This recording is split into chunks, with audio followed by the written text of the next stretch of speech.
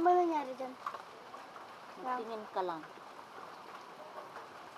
Diyan naman dapat sa baba. Hindi na dyan. Hindi na makikita. Oh. Mamaya.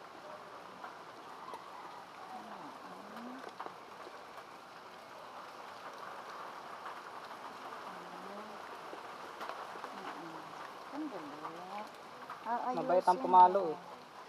Ayusin eh. Yan. Yan ang gusto ko. Bait.